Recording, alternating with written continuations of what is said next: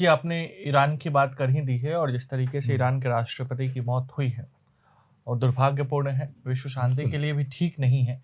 इसके अलग-अलग विश्लेषण निकाले जा बिल्कुल। रहे हैं और चूँकि ये मामला मिडिल ईस्ट से जुड़ा हुआ है, इसलिए मिडिल ईस्ट के भविष्य को लेकर भी कई सवाल उठ रहे हैं। तो आप ईरान के राष्ट्रपति के हेलीकॉप्टर क्रैश को आप कैसे देखते हैं? और जिस तरीके का विश्लेषण किए जा रहे हैं इज़राइल और अमेरिका को लेकर भी कुछ बातें कही जा बिल्कुल, रही हैं, बिल्कुल। उसमें कितनी सच्चाई है? अंकित देखिए सोमवार को हुआ था हुँ, 3 दिन पहले और ये अज़रबैजान के बॉर्डर पर गए हुए थे। हुँ, एक अरिस नदी है, रिवर है जहाँ की ये डैम बना हुआ है, उसका इनॉग्रेशन के लिए और तीसरा डैम है वहाँ पर जो इनका बन रहा है। हुँ, लेकिन बैकग्राउंड बैक में जाइए तो देखिए अज़रबैजान के साथ कुछ साल पहले हुँ, संबंध बड़े अच्छे नहीं थे ईरान के। हुँ, लेकिन बाद में संबंध अच्छे हुए और तब ये डैम वगैरह बने और उससे बहुत फ़र्क पड़ा है वहाँ के जो ये रीजन्स हैं इनके बॉर्डर के, क्योंकि टोटली नेग्लेक्टेड रीजन्स हैं वो। अ, तकरीबन ये इलाका 600 किलोमीटर दूर हुँ, था तेहरान से और वहाँ पर पानी की सबसे ज़्यादा प्रॉब्लम ईरान में है पानी की। वहाँ पर बहुत ज़्यादा थी। डैम हुँ, से बहुत फ़र्क पड़ा, बिजली का भी हुँ, फ़र्क पड़ा। अज़रबैजान और देखिए उसके बगल में आर्मेनिया है।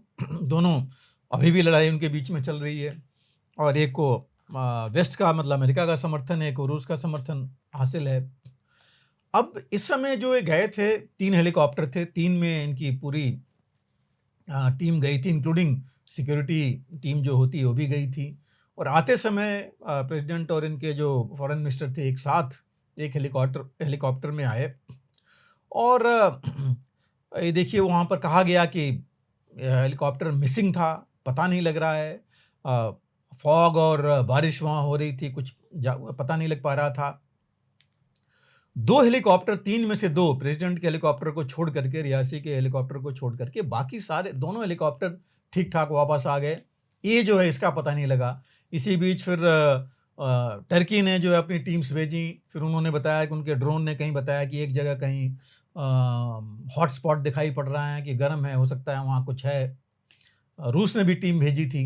तो इस तरह करके काफ़ी देर बाद पता लगा कि हेलीकॉप्टर क्रैश कर गया है।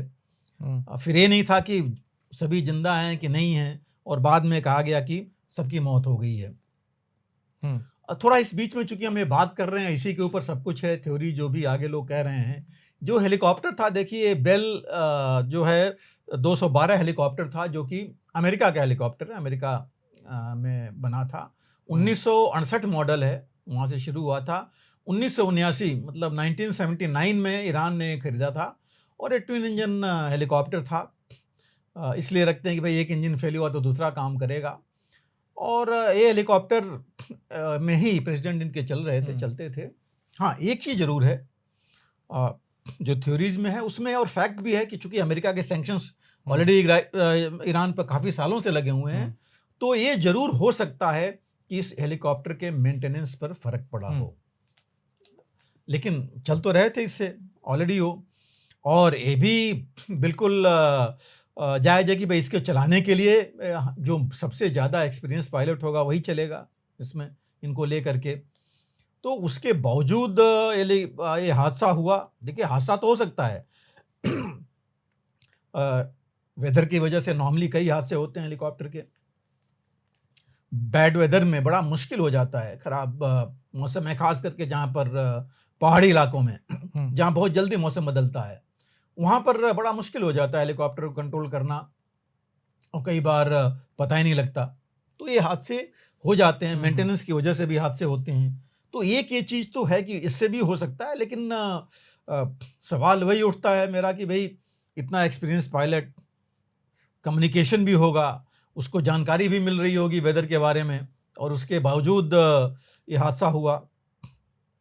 दूसरी जो चीज़ हो सकती है, कही भी जा रही है, मैंने दूसरी जगह भी ये रेज़ किया था कि देखिए आप ये नहीं कह सकते कि किसी और का हाथ नहीं है। जो हुँ, आप कह रहे थे कि इज़राइल और अमेरिका की तरफ उँगली उठाई जा रही है, हो भी सकता है क्योंकि इज़राइल और ईरान की दुश्मनी हम जानते हैं। अभी उनके बीच में देखिए मिसाइल वॉरफेयर, मिसाइल से और ड्रोन से दोनों ने एक दूसरे पे हमला किया था और कहा यह गया था वेस्टर्न कंट्री जो कईयों ने सर्टिफाई किया था, जो इजराइल ने बोला था कि जो मिसाइल्स आई थी ईरान की तरफ से 99% मिसाइल्स उन्होंने डिस्ट्रॉय कर दी थी इनके यहाँ पहुंचने से पहले। एक आग का तो मलबा बताया गया था कि इजिप्ट में भी कहीं जाके गिरा था। अब देखिए एरियल डिस्टेंस जो है मिसाइल्स के लिए ईरान से इजराइल के लिए 1400 किलोमीटर है। तो आप समझिए कि इफ इतना पहले अगर ये डिस्ट्रॉय कर सकते हैं मैक्सिमम मिसाइल्स, और किससे किया इन्होंने? लेजर बीम से। लेजर बीम तो क्या है, लेजर एक वेपन ही है। तो ये कहा जा रहा है कि भाई हो सकता है उन्होंने इस्तेमाल किया हो लेजर बीम यहाँ इसको डिस्ट्रॉय करने के लिए। और चूंकि बाकी हेलीकॉप्टर्स पर नहीं हुआ तो पिन पॉइंटेड हो भी सकता है लेजर बीम।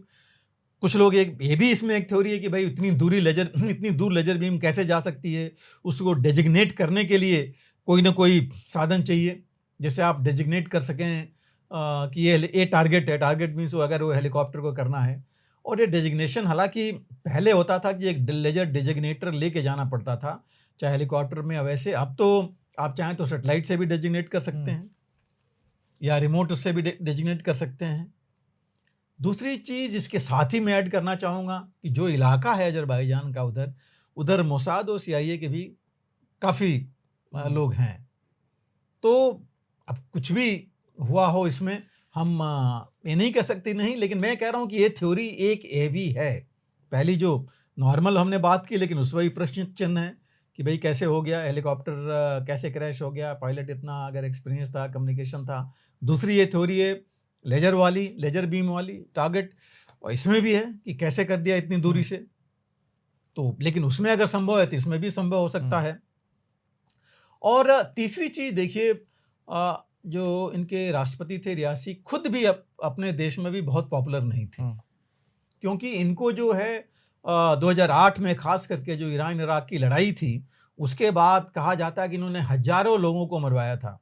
जब ये जुडिशियल कमीशन के अध्यक्ष थे, इन्होंने एक साथ ही हजारों लोगों को फांसी पर लटकवाया था। ये कहा तो जा रहा कि एक दिन में ही 5000 लोगों को किया था। तो नेचुरली ये बहुत पॉपुलर नहीं थे। अमेरिका ने इनके ऊपर सैंक्शन भी लगा रखा था आने जाने में, बाकी चीज़ों में, तो वो भी इनके साथ था। अभी जब राष्ट्रपति बने थे, चूँकि बहुत करीबी थे जो इनके सुप्रीम लीडर हैं सर्वोच्च नेता खamenei, उनकी वजह से बने थे। 2021 में राष्ट्रपति बने, और देखिए ईरान के पूरे इतिहास में सबसे कम परसेंटेज वोटिंग थी इस समय जब ये बने थे। लेकिन ये बने और उसके बाद भी देखिए बहुत कट्टर तो थे, उस हिसाब से चले। और आपको याद होगा कि जब इनके यहाँ लड़कियों ने हिजाब के खिलाफ और बाकी वो उस समय स्ट्राइक किया था तो बहुत बेरहमी से उनको जो है रोका गया था। तो दूसरी चीज़ ये भी ईरान में कहा जा रहा था कि एक तो पॉपुलर नहीं थे कई कुछ सेक्शंस के साथ, मैं नहीं कहूँगा ओवरऑल, और उसके साथ ये भी कहा जा रहा था कि ये खamenei के उत्तराधिकारी हैं, जिस हिसाब से अपने आप को प्रोजेक्ट कर रहे थे और कह रहे थे। तो और खamenei देखिए 85 साल से ज़्यादा के ही हो चुके हैं उम्र के, जो सर्वोच्च नेता हैं, उन्हीं के हिसाब से सुप्रीम लीडर के यहाँ से ही सब कुछ जो वो कहते हैं वही होता है। तो ये भी एक हो सकता है कि कोई इंटरनल भी कोई हो जो कि जिसका हाथ इसमें हो सकता है। तो मुझे जो मेरी जो मैं समझता हूँ उसमें ये कि ये तीनों ऑप्शन हो सकते हैं इसमें। अब कौन सा ऑप्शन किस तरह का है ये तो थोड़ा पता लगेगा जबकि अगर जांच हो और जांच सामने आए तब जाकर के इसमें पता लग सकता है। लेकिन रूस ने तो पहले ही बोल दिया कि ये प्रॉपर असैसिनेशन अटेम्प्ट था। और ईरान, और देखिए ईरान में असैसिनेशन इसलिए कहा जा रहा है, देखिए इससे पहले कुछ लोग मारे गए थे जो सुलेमानी के जब पिछले साल ये लोग इकट्ठे हो रहे थे उसके लिए, जब जिस दिन मारा गया था उसमें तो 100 लोग मारे गए थे, सुलेमानी खुद ही मारा गया था। ईरान के देखिए ईरान ने अपना एटॉमिक जो न्यूक्लियर प्रोग्राम है, और देखिए इजराइल और ईरान के बीच में लड़ाई इसी पर थी न्यूक्लियर प्रोग्राम के बारे में। इवन अमेरिका ने सैंक्शन शील लगाए थे। 2010 में शुरू हो गया था इनका न्यूक्लियर प्रोग्राम, हालांकि उससे पहले अमेरिका ने ही इनको सिविलियन न्यूक्लियर प्रोग्राम दिया था और ये आगे हुआ था, बढ़ा था। लेकिन 10 में से 2020 आते आते 5 मेन जो न्यूक्लियर साइंटिस्ट थे वो सारे मारे गए, उनका सबका असैसिनेशन हुआ।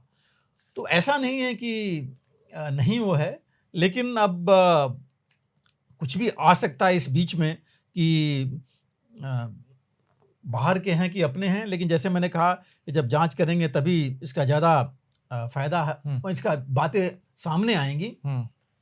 अब आगे क्या है, इनके अंदर इन्होंने ऑलरेडी जो सीनियर सबसे सीनियर वाइस प्रेसिडेंट थे मुखबिर, उनको उन्होंने बना दिया है प्रेसिडेंट। वो भी बहुत करीबी हैं खामनेई के, उनके जो सर्वोच्च नेता हैं सुप्रीम लीडर के, लेकिन थोड़ा मॉडरेट माने जाते हैं एज कम्पेयर टू रियासी। लेकिन उसी के उस पर चलना है इन्होंने। ये भी है इनके यहाँ कि 50 दिन के अंदर नए प्रेसिडेंट का इलेक्शन भी होना है। जो 88 लोगों की जो मजलिस है वो जो है इलेक्शन ओवरसी करेगी। अब इलेक्शन में है कि कौन खड़ा होता है, कट्टर लोगों को ही आने देंगे या मॉडरेट्स को भी आने देंगे, क्योंकि मॉडरेट आने देंगे अगर वो जीतते हैं तब जाके आप पॉलिसी में कोई चेंज सोच सकते हैं। अगर वही आए तो फिर तो कोई चेंज पॉलिसी में होनी नहीं है। और होनी, देखिए इसका इफेक्ट क्या पड़ेगा वो भी हमारे लिए बहुत ज़रूरी है। एक तो ईरान की न्यूक्लियर पॉलिसी, क्योंकि अब क्या और तेज़ी से जाएगा न्यूक्लियर पावर बनने में। 60% तक यूरेनियम जो है, अभी कैपेबिलिटी जो इनके पास है ईरान के पास 60% तक यूरेनियम एनरिच कर सकता है। वेपन्स ग्रेड के लिए 90% यूरेनियम एनरिच करना होता है और वो इसके पास यूरेनियम अवेलेबल है ईरान के पास। टेक्नोलॉजी की मामला था तो हो सकता है रूस और चीन की मदद से अगर और तेज आगे बढ़े उसके ऊपर, कह नहीं सकते। तो एक ये चीज़ हो सकती है। उसके ऊपर जो है पॉलिटिकल इंस्टेबिलिटी, क्या इलेक्शन हो सकता है जैसे हम लोग अभी बात कर रहे थे कौन आएगा, या एक है कि देखिए इस समय तो हालात बहुत ख़राब हैं, इंटरनल भी एक्सटर्नल भी, इसलिए हम इलेक्शन बाद में करेंगे। ये भी एक ऑप्शन वो ले सकते हैं। उसके भी असर होंगे क्योंकि पॉलिसी फिर ऐसी ही चलेगी। इनकी नेबर्स के साथ क्या पॉलिसी होती है, क्योंकि नेबर्स के साथ बहुत अच्छे पॉलिसी नहीं थी इनकी। और उसी ईरान अभी लीडर भी बनना चाहता था अरब देशों का, ईरान, तुर्की, यूएई, सऊदी अरेबिया, लेकिन अब मुझे नहीं लगता कि इतनी जल्दी ये कुछ हो पाएगा। इजराइल के खिलाफ कैसे चलेगा ईरान, क्योंकि जो एक्सेस ऑफ रेजिस्टेंस बना रखा था ईरान ने, जिसमें कि हिजबुल्ला, हौतीज, फाटा और हमास सब शामिल थे, ये कैसे, इनको कैसे लेके चलेंगे, ये क्या कर सकते हैं। अगर ये पॉलिसी चलती रही तो हो सकता है फिर ये और देशों में भी इस तरह की चीज़ें चलें। फिर इजराइल ही नहीं, फिर बाकी देशों के खिलाफ भी एक्शन अगर ये लेना शुरू करेंगे। अमेरिका के खिलाफ ये एक्शन ले रहे थे हौतीज वगैरह में, जो कि अमेरिका ने काफ़ी कड़ा इनको चेतावनी दिया था, फिर ये रुके थे। इस बीच ये भी खबर है देखिए कि हमास ने अपना एक और मुख्यालय, आप कहिए कि सेक्शन खोल रखा है तुर्की में। तुर्की का कहना है कि 5000 उनके यहाँ इलाज हो रहा है इनका हमास का। तो वहाँ पर अगर हमास खोल रहा है मतलब एक और सेंटर खोल लेगा अपना, ट्रेनिंग सेंटर कहिए चाहे हमास का सेंटर कहिए। ऐसे अगर सेंटर हो गए और ईरान उनको फंड देने लगा, उनको अगर प्रोत्साहित करने लगा, तो फिर दुनिया में और आगे चीज़ें फ़र्क पड़ेगा। इसका बहुत ज़्यादा ही फ़र्क पड़ना है इसमें। तो ये सारी चीज़ें फ़र्क तो लाएंगी विद इन मिडिल ईस्ट भी और बाहर के देशों में भी। ऑयल पर देखिए, कहा जा रहा था कि ऑयल और गोल्ड पर बहुत फ़र्क पड़ेगा। हालांकि शुरू में जिस दिन ऐसे सोमवार मंगलवार तक ऑयल प्राइसेज भी थोड़े बढ़े, गोल्ड की प्राइसेज भी बढ़ी, लेकिन वो भी अब नॉर्मल पर आ गई हैं। तो मतलब इतना ज़्यादा फ़र्क तो मैं नहीं कहूँगा विद इन ईरान। पहले बात तो सबसे मुख्य चीज़ है कि ईरान के अंदर क्या फ़र्क पड़ने वाला है सबसे ज़्यादा, और जो बाहर का है वो है कि प्रॉक्सीज का कैसे क्या करते हैं, उसके ऊपर मेन डिपेंड करेगा कि कैसी फ़र्क आती है। लेकिन देखिए फ़र्क तो पड़ेगा, क्योंकि ईरान भी चुप नहीं बैठने वाला है, बैठ सकता नहीं है, क्योंकि लोग नहीं बैठने देंगे। दूसरी चीज़ एक और है कि डर भी बैठेगा एक, अगर 3 में से बाकी थ्योरीज अगर चाहे इंटरनल वाली इनके खुद के अंदर के लोगों ने किया या बाहर के लोगों ने किया, ये दोनों से डर तो बैठेगा जो भी लीडरशिप आएगी। कि भाई ये उसके साथ हुआ तो हमारे साथ भी हो सकता है। तो ये भी एक चीज़ आएगी, इसका भी पॉलिसी पर फ़र्क पड़ना है।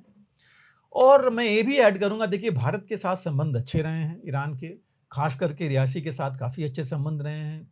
चबाहार का देखिए आपने, पिछले ही हफ्ते जो है 10 साल वाला जो एग्रीमेंट हुआ था, वो चीज़ हुई थी। तो ओवरऑल अच्छे रिलेशनशिप रहे थे। वो बल्कि जून में तो आने वाले थे विजिट पर, जो कि चीज़ अभी आप देखिए कि अब तो नया जो भी बनेगा उसके बाद की बात है, अभी नहीं हुआ है। तो ये भारत के साथ भी है कि वेट एंड वॉच पॉलिसी ही हम कर सकते हैं कि भाई हम देखें कि वहाँ पर क्या होता है। हमारे वाइस प्रेसिडेंट उपराष्ट्रपति गए थे इनके जो जिस दिन इनको दफनाया जा रहा था रियासी को, उस समय वहाँ पर तो भारत ने एक दिन का शोक भी अपने यहाँ डिक्लेयर किया था भारत ने। तो भारत का संबंध तो है, भारत रहना चाहेगा अपने संबंध मिला करके उनके साथ, क्योंकि दोनों को उससे फ़ायदा है, भारत को भी और ईरान को भी। और मुझे उम्मीद है कि ये संबंध बना रहेगा। लेकिन वेस्ट एशिया में ज़रूर फ़र्क पड़ेगा, इजराइल के साथ भी फ़र्क पड़ना ही पड़ना है। इसके ऊपर पहले जैसी चीज़ तो अभी नहीं हो पाएगी। जो रियासी के साथ जो स्टेटमेंट्स आ रहे थे, जैसा वो लोग प्रेजेंट कर रहे थे, एग्रेसिव ईरान नहीं रहेगा, फिलहाल नहीं रहेगा, फिलहाल अभी नहीं रहेगा उतना ज़्यादा। लेकिन मैं ये भी कहूँगा आपके, देखिए ईरान में 2 लोग मेन हैं कंट्रोल करने वाले। एक जो है सुप्रीम लीडर खमेनी हैं, और दूसरा आर्मी भी है इनकी। तो कुछ पॉलिसी तो आर्मी की हैं। आप देखिए जितनी भी जगह पर हमास इसमें सीरिया में जहाँ भी, या इजिप्ट में जो भी इनके जहाँ भी सेंटर्स थे, वहाँ पर आर्मी के ही इनके ऑफिसर थे जो कंट्रोल कर रहे थे। और जो 2 मारे गए थे, आपको याद होगा, बगदाद में जो इनकी एम्बेसी थी वहाँ पर, तो वो भी एक इम्पॉर्टेंट फैक्टर है। और आर्मी कहीं नहीं चाहेगी, ईरान की आर्मी, कि वो ये देखा जाए कि नहीं वो तो डाउन हो गए हैं, या मोरल डाउन है, एक्शन नहीं कर पा रहे हैं। बिल्कुल। तो एक ये भी चीज़ हमें सोच के चलना पड़ेगा। लेकिन बात वही आती है कि उतनी ज़्यादा अग्रेसिव नहीं होगी, लेकिन बिल्कुल कम भी नहीं होगा, कुछ ना कुछ चलेगा। लेकिन ज़रूर मिडिल ईस्ट के में जो ये लीडरशिप वाली चीज़ चल रही थी, उसमें फ़र्क तो पड़ेगा ही पड़ेगा। अगर आप भी लेना चाहते हैं देश दुनिया की तमाम जानकारी, तो आज ही सब्सक्राइब करें हमारे चैनल को। साथ ही नीचे दिए बेल आइकन को जरूर दबाएं ताकि हर अपडेट आप तक पहुंच सके।